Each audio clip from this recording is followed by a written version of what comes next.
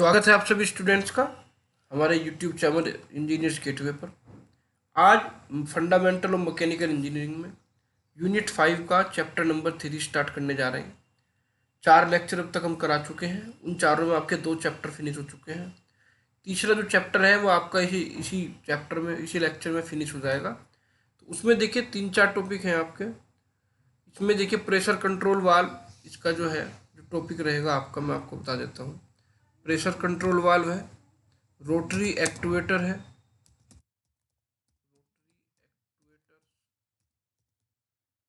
और आपका जो रहेगा रोटरी एक्टुएटर्स के बाद डायरेक्शन कंट्रोल वाल्व रहेगा,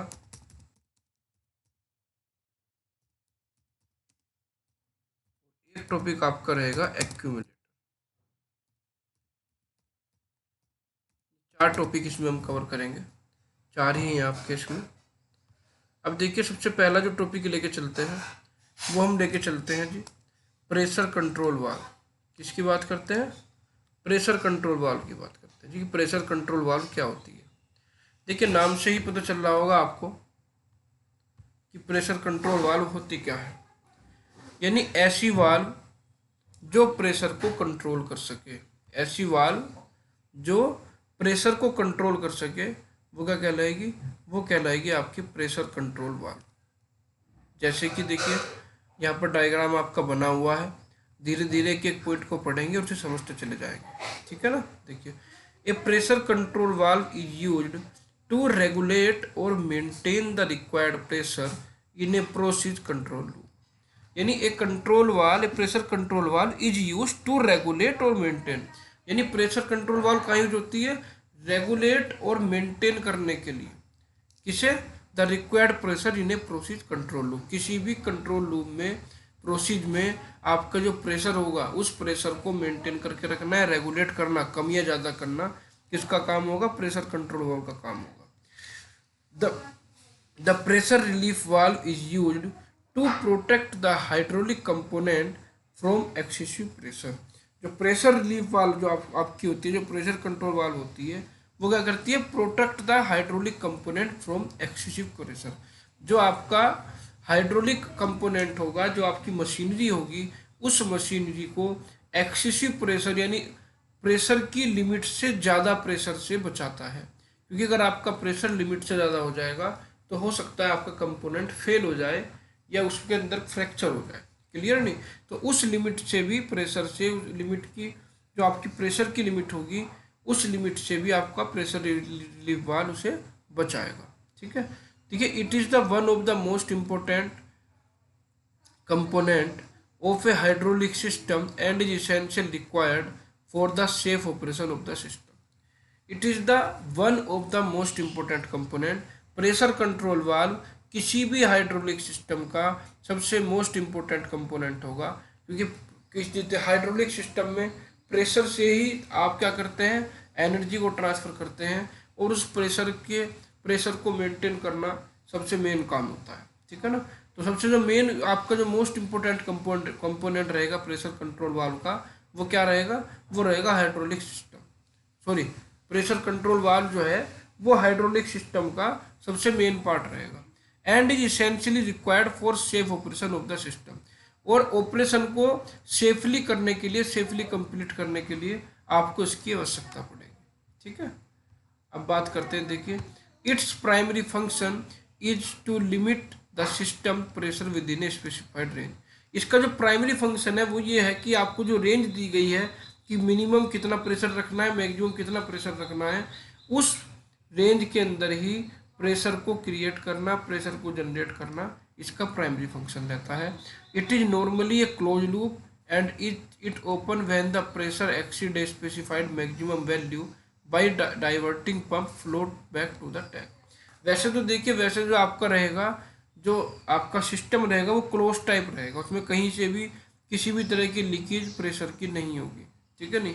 लेकिन अगर आपका जो सिस्टम होगा, आपका जो सिस्टम होगा उसके अंदर प्रेशर लिमिट से ज़्यादा हो जाएगा, फिर जो आपका क्लोज टाइप सिस्टम है वो ओपन टाइप सिस्टम हो जाएगा, वहाँ से आपका प्रेशर रिलीज हो जाएगा। और प्रेशर रिलीज हमें इसलिए करना पड़ेगा ताकि वो अपनी एक्सीड लिमिट से ज़्यादा ना पहुँचे। देखिए यहाँ पर मैं आपको बता देता हूँ, देखिए the simplest type valve contain a poppet held in a seat against the spring force as shown in the figure. अब आपको फिगर के बारे में देखिए मैं समझा देता हूँ। यहाँ पर आपको दिख रहा होगा ये स्प्रिंग लगी हुई है, यहाँ पर स्प्रिंग नजर आ रही होगी सबको आपको। स्प्रिंग के नीचे पोपेट लगी हुई है, ये क्या लगी है, ये पोपेट लगी हुई है, और ऊपर ये प्रेशर एडजस्टमेंट स्क्रू है, ठीक है नहीं। ये प्रेशर के हिसाब से स्क्रू आपका ऊपर नीचे होता रहेगा। स्प्रिंग इसलिए लगा दिया कि जिससे कि ये इसके अंदर किसी तरह का शॉक क्रिएट ना हो, वो स्मूथली काम करता रहे। अब इसके अंदर देखिए यहाँ पर आपको नजर आ रहा होगा ये टैंक है, यहाँ से टैंक में फ्लूइड जाएगा और पंप से यहाँ आएगा, ठीक है नहीं। जो प्रेशर कंट्रोल वाल्व होगी उससे यहाँ आएगा। अब जैसे ही आपका प्रेशर ज़्यादा होगा तो जो पॉकेट आपको दिख रही है, ये जो आपको शेप दिख रही है, ये आपकी ऊपर की ओर मूव करेगी। जब ये ऊपर की ओर मूव करेगी तो क्या होगा, यहाँ पर जो स्पेस रहेगा वो क्या होगा, ये स्पेस यहाँ पर खाली हो जाएगा, जो एरिया आपको नज़र आ रहा है। और जब ये एरिया खाली होगा तो यहाँ से पंप के थ्रू, यहाँ से प्रेशर पंप के थ्रू क्या होगा, पंप के थ्रू आपका प्रेशर यहाँ से निकल कर टैंक में चला जाएगा। क्लियर नहीं। तो जब भी आपके जो लिमिट होगी, प्रेशर की लिमिट ज़्यादा होगी, तो प्रेशर की लिमिट क्या करेगी, यहाँ पर पॉकेट पर भी प्रेशर लगाएगी, और पॉकेट क्या हो जाएगी आपकी ऑटोमेटिक ऊपर की ओर मूव करने लगेगी। और जब ऑटोमेटिक ऊपर की ओर मूव करेगी तो यहाँ से एरिया खाली हो जाएगा, और आपका फ्लूइड जो होगा, फ्लूइड प्रेशर, वो यहाँ से निकल कर टैंक में पहुँच जाएगा। ये मेन काम रहता है देखिए प्रेशर कंट्रोल वाल्व का।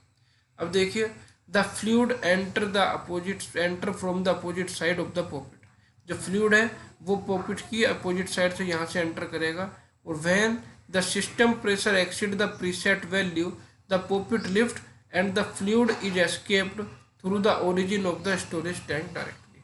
और जब आपका जो सिस्टम होगा वो प्रेशर जो होगा वो उसका एक्सीड कर जाएगा, किससे एक्सीड कर जाएगा, प्रीसेट वैल्यू से, जो आपने वैल्यू दी है उससे ज़्यादा हो जाएगा, तो पॉकेट आपकी क्या हो जाएगी, लिफ्ट हो जाएगी, ऊपर की ओर लिफ्ट हो जाएगी। एंड थ्रू द ओरिफाइस, जो ये एरिया खाली होगा से क्या कहेंगे, ओरिफाइस कहेंगे, ठीक है नहीं। थ्रू द ओरिफाइस आपका जो फ्लूइड होगा वो यहाँ से यहाँ पर चला जाएगा। It reduce the system pressure and as the pressure reduce to the set limit again the value close. और जैसे ही आपका प्रेशर रिड्यूज होगा, प्रेशर रिड्यूज होने के बाद आपकी जो पॉकेट होगी ये फिर से नीचे मूव करेगी और फिर से इसी पोजीशन में आ जाएगी, ठीक है ना। इसी तरह से काम करती रहेगी। प्रेशर ज़्यादा होगा तो ऊपर चली जाएगी, फिर प्रेशर जब हम रिलीज करेंगे कम हो जाएगा तो वो नीचे आ जाएगी। अब आता है देखिए types of pressure control valve. क्या आता है जी, types of pressure control valve. तो देखिए there are many types of pressure control valve used in hydraulic system in various application. देखिए बहुत सारी तरह की आपकी जो होती है प्रेशर कंट्रोल वाल्व, बहुत तरह की होती हैं। इसमें जो मेन है देखिए, तो प्रेशर रिलीफ वाल्व होती है। प्रेशर रिलीफ वाल्व क्या करती है, प्रेशर को रिलीव करने का काम करती है। प्रेशर रिड्यूसिंग वाल्व होती है, जो प्रेशर को रिड्यूस करेगी। अनलोडिंग वाल्व होती है, अनलोडिंग वाल्व क्या करेगी, प्रेशर को बिल्कुल जीरो कर देगी, ठीक है ना। जब आप मशीनरी को बंद करते हैं तो उसे अनलोड कर देते हैं। काउंटर बैलेंस वाल्व होगी, बैलेंस करने के लिए जो होगी। प्रेशर सीक्वेंस वाल्व होगी, और ब्रेक वाल्व होगी, ठीक है नहीं। तो इस तरह से आपकी 6 तरह की वाल्व हो सकती हैं प्रेशर कंट्रोल वाल्व में। इनके बारे में ज़्यादा डिस्क्राइब हमें करना नहीं है, बस इनके 6 के हमें नाम लिखने हैं, ठीक है। ब्रेक वाल्व क्या होती है, देखिए ब्रेक वाल्व किसी भी सिस्टम को रोकने में काम आती है। कभी ब्रेक लगाने हो या सिस्टम को प्रेशर को बिल्कुल रोकना हो अचानक से, तो आप वहाँ पर ब्रेक वाल्व के थ्रू ब्रेक लगा सकते हैं। प्रेशर सीक्वेंस में क्या होगा, आप सीक्वेंस में प्रेशर जनरेट करेंगे, किस सीक्वेंस में प्रेशर देना है आपको, अलग अलग कंपोनेंट में किस किस तरह से आपको पहले प्रेशर देना है, किस में बाद में देना है। अब आता है देखिए डायरेक्शन कंट्रोल वाल्व। आपका क्या आता है जी, डायरेक्शन कंट्रोल वाल्व आता है। डायरेक्शन कंट्रोल वाल्व को देखिए ध्यान से समझते हैं। नाम से ही आपको पता चल रहा होगा कि ऐसी वाल्व जो डायरेक्शन को कंट्रोल कर रही हो, यानी किस डायरेक्शन में आपको फ्लूइड को भेजना है, किस डायरेक्शन में आपको फ्लूइड को आगे सेंड करना है, वो कहलाएगी आपके डायरेक्शन कंट्रोल वाल्व, ठीक है। तो देखिए direction control valve are used to control the distribution of energy in a fluid power system. यानी डायरेक्शन कंट्रोल वाल्व कहाँ यूज होगा, डायरेक्शन कंट्रोल वाल्व जो एनर्जी को फ्लूइड पावर की जो एनर्जी होगी उस एनर्जी को डिस्ट्रीब्यूट करने में, उसे कंट्रोल करने में यूज होगी, ठीक है नहीं। They provide the direction to the fluid and allow the flow in a particular direction. ये क्या करेंगे, they provide the direction of the fluid and allow the flow in a particular direction. ये direction provide करेंगे किसी fluid को, और उस fluid को अलाउ करेंगे कहाँ, फ्लो करने के लिए पर्टिकुलर डायरेक्शन में। These valves are used to control the start, stop और change in direction of the fluid valve. इन वाल्व के थ्रू हम जो है फ्लो को कंट्रोल कर सकते हैं, स्टॉप कर सकते हैं, स्टार्ट कर सकते हैं, चेंज कर सकते हैं। These valve regulate the flow direction in the hydraulic circuit. ये वाल्व क्या करेंगी, जो फ्लो होगा उसकी डायरेक्शन को रेगुलेट करेंगी। और direction control valve are use to control the distribution of energy in a fluid power system. वही सब चीज़ें बार बार रिपीट हो रही हैं कि डायरेक्शन कंट्रोल वाल्व क्या करेगी, कंट्रोल करेगी किसे, एनर्जी के डिस्ट्रीब्यूशन को, कि किस डायरेक्शन में आपको एनर्जी को भेजना है। ठीक है,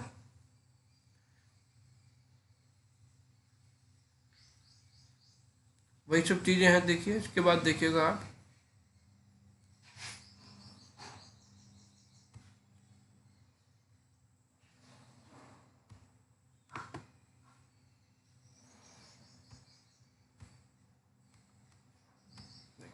these valve regulate the flow direction in the hydraulic circuit. ये क्या करेगा, ये करेगा रेगुलेट करेगा फ्लो डायरेक्शन। ठीक है ना, जो आपकी डायरेक्शन होगी उस डायरेक्शन को रेगुलेट करेगा हाइड्रोलिक सर्किट में। और these valve control valve contain port that are external opening for the fluid to enter and leave.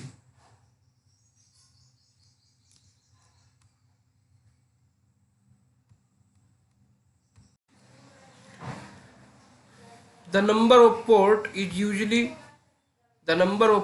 usually identified by the term way। ठीक है नहीं, these control valve contain port। जो control valve होगी इसमें ports होंगे। ठीक है नहीं, पोर्ट्स के थ्रू आपका फ्लूइड एंटर करेगा या एग्जिट करेगा। That are external opening for the fluid to enter and leave. The number of port is usually identified by the term way. जो नंबर ऑफ पोर्ट होंगे या जो पोर्ट होंगे उसमें वे से भी डिफाइन कर सकता हूँ, वे भी कह सकता हूँ।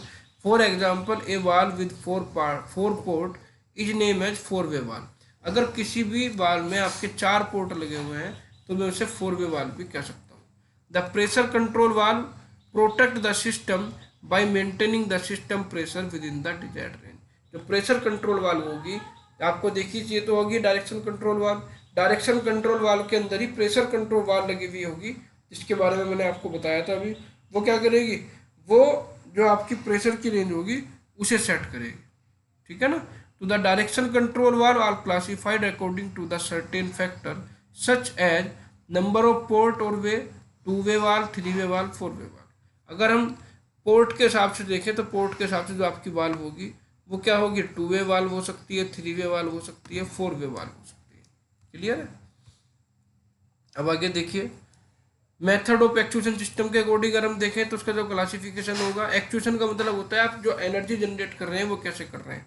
तो वो एनर्जी मैनुअल भी हो सकती है, मैकेनिकल भी हो सकती है, हाइड्रोलिक भी हो सकती है और न्यूमेटिक भी हो सकती है। जो भी आप एनर्जी का मेथड यूज कर रहे हैं वो आपका क्या कहलाएगा, मेथड ऑफ एक्चुएशन। तो उसके अकॉर्डिंग भी आप इस तरह से क्या कर सकते हैं, क्लासीफाई कर सकते हैं। नेक्स्ट आता है शेप ऑफ वाल्विंग। जो आप वाल्व यूज कर रहे हैं उसकी शेप कैसी है, बॉल टाइप है, स्लाइडिंग स्पूल है या रोटरी पूल है। ठीक है नहीं, तो वाल्व एलिमेंट जो होगा आपका, जो वाल्व होगी उसकी शेप के अकॉर्डिंग भी आपका जो क्लासिफिकेशन होगा डायरेक्शन कंट्रोल होगा 3 तरह से हो सकता है, ball type, sliding spool type और रोटरी स्पूल टाइप। ठीक है, अब हम देखिए इसमें एक एग्जांपल जो है हमारा ये है 4 वे डायरेक्शन कंट्रोल वाल्व। किसी भी एक वाल्व के बारे में समझ लेते हैं। देखिए 4 वे डायरेक्शन वाल्व क्या होगी आपकी, it is generally use to operate the cylinder and fluid motor in both the direction. It is generally used to operate the cylinder and fluid motor in both the direction। इसमें क्या होगा, इसमें आपका जो cylinder होगा, it is generally use to operate the cylinder, ये कहाँ use होती है, सिलेंडर को ऑपरेट करने में यूज होती है। And the fluid motor in both the direction, और जो फ्लूइड होगा, जो फ्लूइड मोटर होगी आपकी, उसे भी क्या करेगा, उसे भी डायरेक्शन देने का काम करेगा। द 4 वे आर पंप, जो इसके अंदर 4 वाल्व है। देखिए कौन कौन सी है, क्योंकि एक तो होगी पंप पोर्ट पी, आपको यहाँ पर दिख रहा होगा। एक तो वे ये हो गई आपकी, एक पोर्ट ये लगा है जो पंप के थ्रू फ्लूइड को अंदर भेज रहा है। टैंक पोर्ट टी, यहाँ पर देखिए एक टैंक यहाँ बना है, एक टैंक यहाँ बना है, तो एक वाल्व, हम इसे एक ही वाल्व मान के चलेंगे क्योंकि ये दोनों वाल्व टैंक में जाकर खुलेंगे। And 2 working port A and B, और 2 पोर्ट आपके ये हैं, पोर्ट ए और पोर्ट बी। ठीक है नहीं, जहाँ आपको फ्लूइड को भेजना है। Connected to the actuator, the primary function of a 4-way valve is pressurize and exhaust 2 working port A and B alternatively। यानी हमें क्या करना है, हमें ये देखना है कि हमें ए को फ्लूइड भेजना है या बी को फ्लूइड भेजना है, ये देखना है। जैसे आप देख रहे होंगे फिलहाल ये पोर्ट पी जो है, जो पंप है वो कहाँ खुला है, वो बी की तरफ खुला हुआ है, ए की तरफ से बंद है, ठीक है नहीं। तो आपको जो फ्लूइड होगा वो कहाँ जाएगा, वो बी की डायरेक्शन में जाएगा, ए की डायरेक्शन में नहीं जाएगा, ठीक है नहीं। ए का जो फ्लूइड होगा वो यहाँ से टैंक में वापस आ जाएगा, ठीक। बी का फ्लूइड टैंक में वापस नहीं जाएगा। अब जब मुझे कहाँ, जब मुझे ए में फ्लूइड भेजना होगा तो मैं क्या करूँगा, ए में फ्लूइड भेजने के लिए जो पिस्टन आपको नज़र आ रहा है, ये पिस्टन आपका इस डायरेक्शन में मूव करेगा और ये पिस्टन आ जाएगा यहाँ, आपको देखिए इस जगह, यहाँ पर आपका पिस्टन आ जाएगा, ठीक है ना। ये पिस्टन इधर खिसक जाएगा और ये वाला पिस्टन आपका जो है, ये वाला पिस्टन थोड़ा सा इधर खिसक जाएगा। जब ये पिस्टन यहाँ और यहाँ आ जाएंगे, जब आप देखेंगे तो आपका जो पोर्ट से पंप होगा वो यहाँ तो जा नहीं सकता, वो यहाँ से यहाँ जाने लगेगा, समझ में आ गई बात। और आपका जो बी का जो है, बी का टैंक का रास्ता खुल जाएगा, बी का फ्लूइड टैंक में चला जाएगा, बात समझ में आ गई। तो इस तरह से मूव करते रहेंगे, एक बार जिस डायरेक्शन में आपको देना होगा फ्लूइड, उसी डायरेक्शन में आपका फ्लूइड मूव करने लगेगा। अब आता है देखिए इसके अंदर, ये 4-वे वाल्व हैज 4 पोर्ट लेवल पी टी ए बी, 4 लेवल होंगे, एक पंप, एक टैंक और एक ए बी, ठीक है। P is the pressure inlet and T is the return of the tank and A B are the outlet of the system. A B outlet होगा जहां आपको प्रेशर जनरेट करना है, पी आपका प्रेशर पंप है और टी आपका tank है। It is in the normal position, pump flow is sent to outlet B, outlet A is connected to the tank. In the actuated position, the pump flow is sent to a port A and port B connected to tank. मैंने भी आपको समझाया कि अभी जो actual condition है, इसमें आपका जो पंप है वो बी से जुड़ा हुआ है, और जैसे ही मैं इस पिस्टन को यहाँ से ये यहाँ आ जाएगा और ये वाला आपका जो पिस्टन है वो यहाँ आ जाएगा, तो ये आपका क्या हो जाएगा, यहाँ से ये पंप का रास्ता इधर से बंद हो जाएगा और यहाँ से ये वाला जब पंप पिस्टन इधर खिसक जाएगा तो ये यहाँ से खुल के ऊपर चला जाएगा, ठीक है नहीं। तो सीधी सी बात है, एक वाल्व तो पंप से कनेक्ट रहेगी और एक वाल्व आपकी टैंक से कनेक्ट रहेगी एक टाइम में, ये ध्यान रखना है आपको। अब देखिए, इन ए 4-वे direction control valve two flow of the fluid are control at the same time. 4-वे डायरेक्शन कंट्रोल वाल्व जो होगी, इसमें आप एक समय में क्या कर सकते हैं, दो डायरेक्शन को क्या कर सकते हैं, कंट्रोल कर सकते हैं। विच 2-वे एंड 3-वे direct control valve only one time at a time. लेकिन जो आपकी 2-वे और 3-वे वाल्व होती है, उसमें आप एक समय में एक ही डायरेक्शन में कंट्रोल कर सकते हैं फ्लूइड प्रेशर को, ठीक है नहीं। ये ध्यान रखना है आपको कि 4-वे वाल्व में आप जो है डबल डायरेक्शन में फ्लूइड को डायरेक्शन दे सकते हैं, लेकिन 2-वे वाल्व और 3-वे वाल्व जो होती है उसमें आप केवल एक ही डायरेक्शन में फ्लूइड को फ्लो कर सकते हैं। अब नेक्स्ट आता है, देखिए आपका अगला जो टॉपिक है, रोटरी एक्टुएटर्स। क्या है जी, रोटरी एक्टुएटर्स। अब रोटरी एक्टुएटर्स के बारे में बढ़ते हैं, देखिए कि रोटरी एक्टुएटर्स होता क्या है। देखिए, कुछ मशीनें हमारी ऐसी होती हैं, कुछ कंपोनेंट ऐसे होते हैं जिनमें हमें पूरा 360 डिग्री का रोटेशन नहीं चाहिए, जिनमें हमें पूरा 360 डिग्री का रोटेशन नहीं चाहिए, उसमें हमें रोटेशन चाहिएगा 270 डिग्री, 180, 90, 50, 60, 70, यानी जो है 360 से कम कम का चाहिएगा। तो उस केस में हम रोटरी एक्टुएटर का यूज करते हैं, क्योंकि रोटरी एक्टुएटर जो है आपका जो मोशन जनरेट करता है वो मोशन शाफ्ट का 360 डिग्री से कम होता है, ठीक है। तो देखिए, some machine action require rotary motion for only a portion of a turn. कुछ मशीनें ऐसी होती हैं जो क्या रिक्वायर करती हैं, rotary motion for only a portion of turn, केवल एक टर्न का मोशन चाहिए उन्हें, पूरा 360 डिग्री नहीं चाहिए। तो rotary actuator are hydraulic device used to convert fluid pressure into rotary motion. तो रोटरी एक्टुएटर में क्या होगा, एक हाइड्रोलिक डिवाइस होगी जिसमें फ्लूइड प्रेशर को हम रोटरी मोशन में कन्वर्ट करेंगे।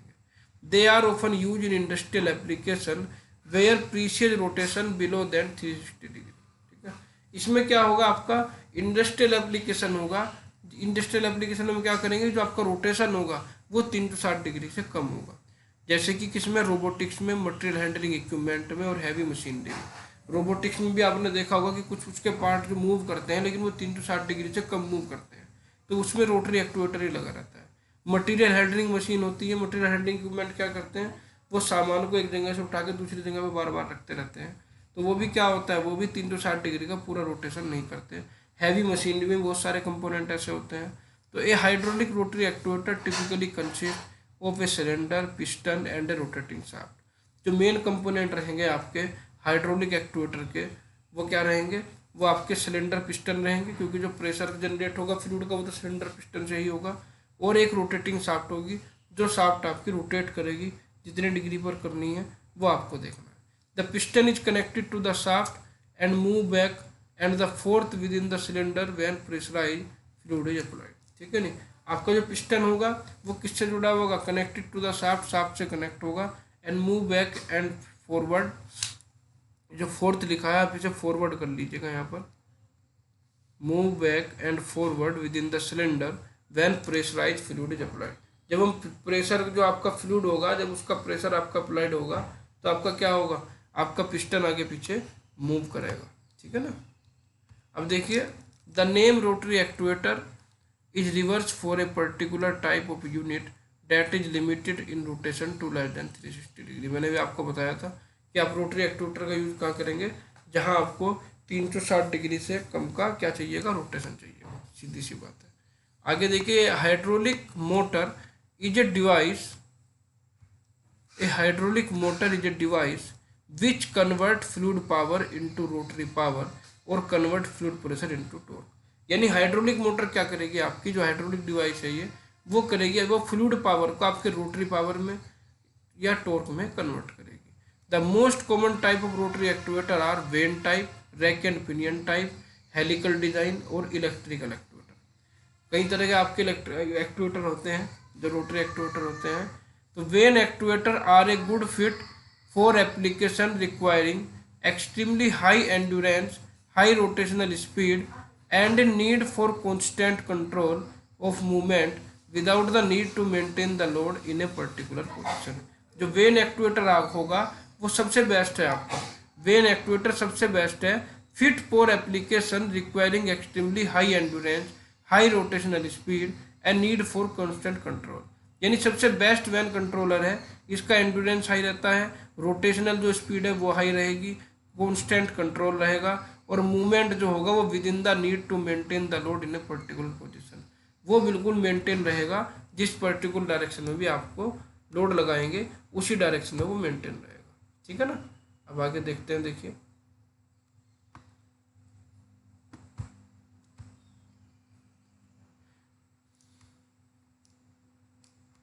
नेक्स्ट देखिए इसी में ही,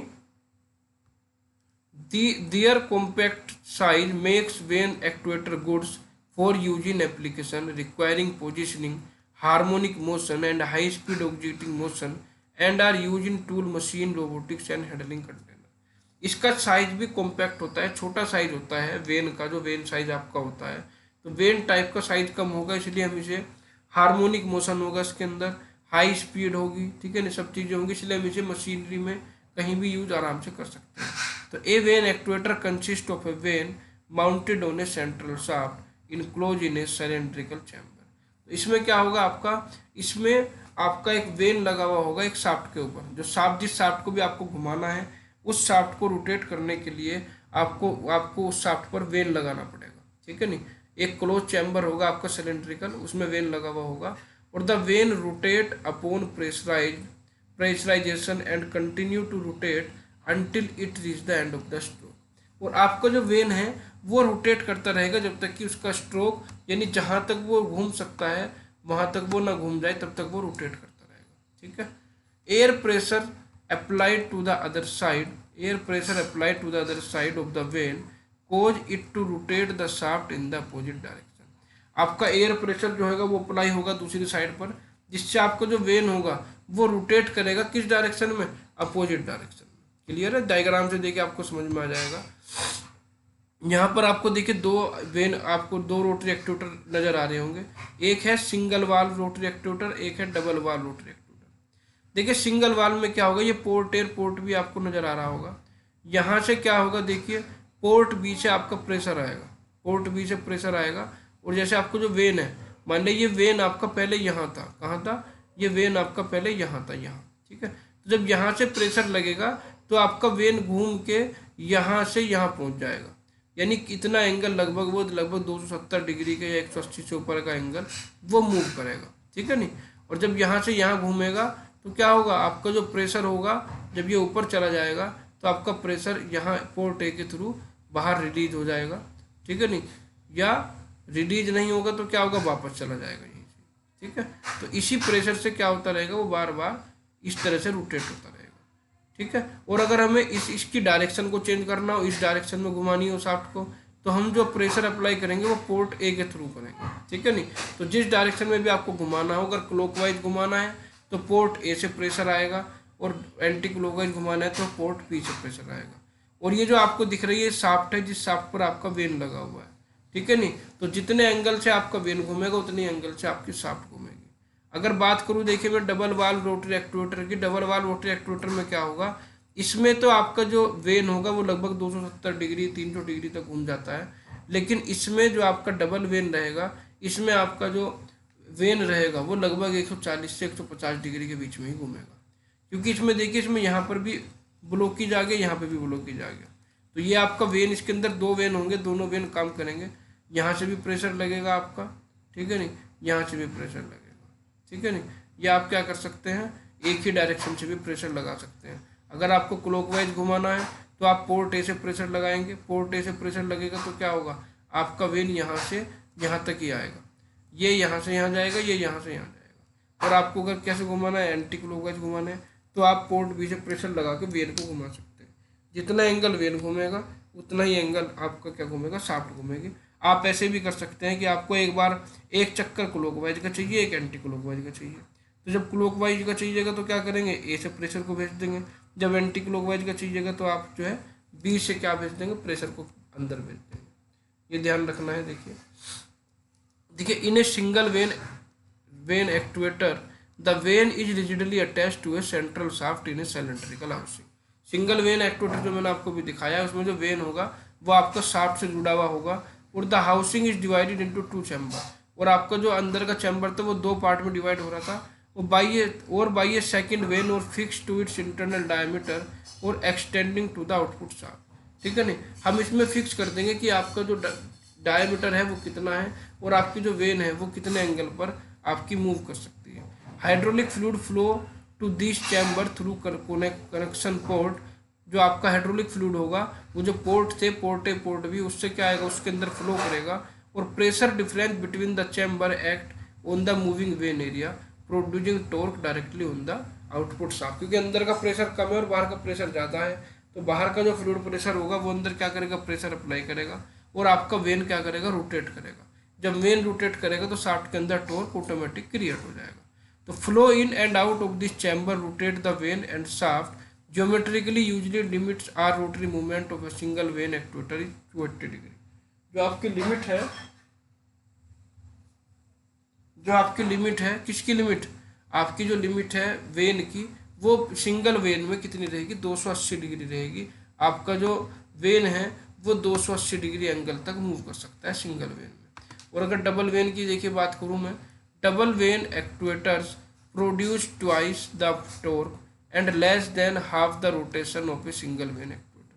डबल वेन एक्चुएटर जो होगा वो प्रोड्यूस करेगा, क्या प्रोड्यूस करेगा, ट्वाइस द टॉर्क, तो दुगना टॉर्क प्रोड्यूस करेगा, and less than half the rotation, और जो रोटेशन होगा वो लेस देन हाफ करेगा। जैसे 280 डिग्री का हो रहा था वेन में, तो यहाँ पर 140 डिग्री का ही होगा। लेकिन जो आपका एक्चुएटर के अंदर जो टॉर्क होगा वो डबल क्रिएट होगा, ठीक है नहीं, क्योंकि इसमें दोनों तरफ से आप प्रेशर अप्लाई कर सकते हैं। Mechanical efficiency range from 80 to 95 and when actuator transmit torque. Mechanical efficiency जो होगी, जो आपको यहाँ से मिलेगी, वो लगभग 80 से 95% तक मिलेगी, ठीक है। लास्ट टॉपिक देखिए इसके अंदर आता है एक्यूमुलेटर। इस चैप्टर के अंदर 4 ही टॉपिक हैं आपको जो पढ़ने हैं, एग्जाम में इन चारों में से ही एक आपका आ जाएगा। एक्यूमुलेटर देखिए, एक्यूमुलेटर क्या होता है, एक्यूमुलेटर में से हम क्या करते हैं, एक्यूमुलेटर से हम जो आपने देखा होगा कि जब हमारे सिस्टम से प्रेशर रिलीज होता है तो हम उसे टैंक में भेज देते हैं। अब जब वो टैंक में प्रेशर चला गया तो वो क्या हो गया, वो तो जीरो हो गया, नील हो गया, ठीक है नहीं। जब हम प्रेशर को रिलीज कर सकते हैं तो हम उसे एक्यूमुलेटर में इकट्ठा कर सकते हैं। एक्यूमुलेटर में वो प्रेशर की फॉर्म में ही स्टोर रहेगा, ठीक है नहीं। तो हमें जब भी सिस्टम के अंदर ज़्यादा प्रेशर की जरूरत पड़ेगी तो हम एक्यूमुलेटर से डायरेक्ट उसे प्रेशर को सेंड कर सकते हैं, ठीक है। देखिए in hydraulic system accumulator are device use to store hydraulic energy in the form of pressurized fluid. यानी हाइड्रोलिक सिस्टम में हम क्या करेंगे, हाइड्रोलिक सिस्टम में हम एक्यूमुलेटर जो है आपका एक्यूमुलेटर यूज करेंगे कि जो आपकी हाइड्रोलिक एनर्जी है उसे हम प्रेशर की फॉर्म में स्टोर कर सकें। They act as a reservoir और a temporary storage system that help maintain system stability, improve efficiency and provide additional power when required. जो आपका एक्यूमुलेटर है ये रिजर्वोयर की तरह काम करेगा, जो एक तरह का टेम्परेरी स्टोरेज होगा, जो हेल्प करेगा, किस में हेल्प करेगा, मेंटेन सिस्टम एबिलिटी को मेंटेन करने के लिए, इफिशियंसी को इम्प्रूव करने के लिए, और प्रोवाइड एडिशनल पावर। और जब आपको एडिशनल पावर की आवश्यकता होगी तो जब ये एडिशनल पावर ही प्रोवाइड कराएगा। An accumulator in a hydraulic system provide a means of storing this incompressible fluid under pressure created either by spring, compress और गैस। जो आपको इस एनर्जी स्टोर होगी वो एनर्जी कहाँ स्टोर हो जाएगी, वो एनर्जी आपकी हम स्प्रिंग लगा के स्प्रिंग में भी कर सकते हैं, या कंप्रेस है गैस, किसी गैस को कंप्रेस करके भी कर सकते हैं। अभी आपको जब मैं डायग्राम समझाऊंगा तो आपको समझ में आ जाएगा। तो देखिए typically A hydraulic system with in an accumulator can use a smaller pump because the accumulator store energy from the pump during period of low demand. यानी जब आपकी मशीनरी को प्रेशर की कम आवश्यकता होगी उस केस में जो उसके अंदर एक्स्ट्रा प्रेशर होगा वो आपका ऑटोमेटिक कहाँ यूज करेंगे, एक्यूमुलेटर में भेज देंगे एक छोटे से पंप की हेल्प से, एक स्मॉलर पंप लगा देंगे जिससे आपका जो फ्लूइड होगा वो आपका एक्यूमुलेटर में चला जाएगा। This energy is available for instantaneous use release upon demand eight a rate many times greater than what could be supplied by the pump. ठीक है नहीं, यानी ये एनर्जी हम तब यूज कर सकते हैं कि जब आपका जो बड़ा पंप लगा है उसकी लिमिट से ज़्यादा एनर्जी हमें चाहिएगी। ठीक है नहीं, तो उसकी जो लिमिट है पंप की उसे बढ़ाने के लिए हम क्या करते हैं, एक्यूमुलेटर से भी प्रेशर देने लगेंगे, तो आपको जो प्रेशर जनरेट होगा वो पंप की लिमिट से भी ज़्यादा जनरेट होने लगेगा। There are many type of accumulator like diaphragm type, piston type, bladder type. बहुत सारे एक्यूमुलेटर होते हैं, डायफ्रागम टाइप भी, पिस्टन टाइप भी और ब्लेडर टाइप भी। आपको देखिए मैं एक डायग्राम समझाता हूँ, डायग्राम से आपको अच्छे समझ में आ जाएगा। देखिए यहाँ पर आपको नज़र आ रहा होगा ये पिस्टन है, ऊपर ये पिस्टन है और इस पिस्टन के ऊपर वेट रखा हुआ है। ये तब की है जब नॉन प्रेशराइज्ड, जब इसके अंदर फ्लूइड नहीं आया है तब का है। ये आपकी इनलेट वाल्व है जहाँ से मशीनरी से एक्स्ट्रा प्रेशर इसके अंदर आएगा, और ये आउटलेट वाल्व है जब आपको मशीनरी से आउटलेट वाल्व से आपको भेजना पड़ेगा। फिलहाल जो है देखिए, फिलहाल आपकी जो इनलेट वाल्व है यहाँ से ये नॉन प्रेशराइज है। जब ये प्रेशराइज होगा तो क्या होगा, यहाँ से जो आपका मशीनरी का एक्स्ट्रा प्रेशर होगा वो इसके अंदर आ जाएगा और इसके अंदर भरने लगेगा इस तरह से। ठीक है नहीं, जब इसके अंदर प्रेशर भरेगा, प्रेशर फील होगा, जो आपका फ्लूइड है वो उसके अंदर आएगा तो वो उस पिस्टन पर प्रेशर लगाएगा। जब पिस्टन पर प्रेशर लगेगा तो पिस्टन आपका ऑटोमेटिक ऊपर चला जाएगा। ठीक है नहीं, पिस्टन आपका ऑटोमेटिक ऊपर चला जाएगा और हम इनलेट वाल्व फिर बंद कर देंगे, तो इसके अंदर एनर्जी स्टोर हो जाएगी। और आपको जब वो एनर्जी चाहिएगी तो क्या करेंगे, आप आउटलेट वाल्व को ओपन करेंगे, तो जो पिस्टन है, अब पिस्टन जैसे ही मैं आउटलेट वाल्व को ओपन करूंगा तो क्या होगा, तो पिस्टन आपका हाइड्रोलिक ऑयल पर क्या लगेगा, प्रेशर जनरेट करेगा, और जैसे ही हाइड्रोलिक ऑयल पर प्रेशर जनरेट करेगा पिस्टन, तो आपका हाइड्रोलिक ऑयल, हाइड्रोलिक प्रेशर यहाँ से निकल कर बाहर मशीनरी में चला जाएगा। ठीक है नहीं, यानी जब आपकी मशीनरी में ज़्यादा प्रेशर ज़्यादा होगा, लिमिट जो आपको जो है उसका यूज नहीं करना है तो आप उसे यहाँ पर स्टोर कर सकते हैं, और जब आपको उसकी आवश्यकता होगी तो आप यहाँ से उसे दोबारा से मशीनरी में भेज सकते हैं। तो आज के लिए इतना ही बच्चों, आज के लिए इतना ही रहेगा। ये चैप्टर आपका पूरा हो गया। अब 5th यूनिट में आपका एक चैप्टर बचा मेजरमेंट, वो भी कराएंगे, वो भी लगभग 2 लेक्चर में आपका फिनिश हो जाएगा। कोशिश करेंगे कि आपको जल्दी जल्दी 1 शॉर्ट वीडियो भी मैं प्रोवाइड करा दूँ। तो आज के लिए इतना ही बच्चों, धन्यवाद। चैनल को जो है हमारे सब्सक्राइब करें, वीडियो को लाइक करें, कमेंट जरूर करें बच्चों। फीडबैक पता चलता है कि भाई आपको वीडियो कैसी लग रही है। आप सब कमेंट नहीं करते, सबसे गलत बात है आपकी। और वीडियो को शेयर जरूर करें। तो आज के लिए इतना ही, धन्यवाद।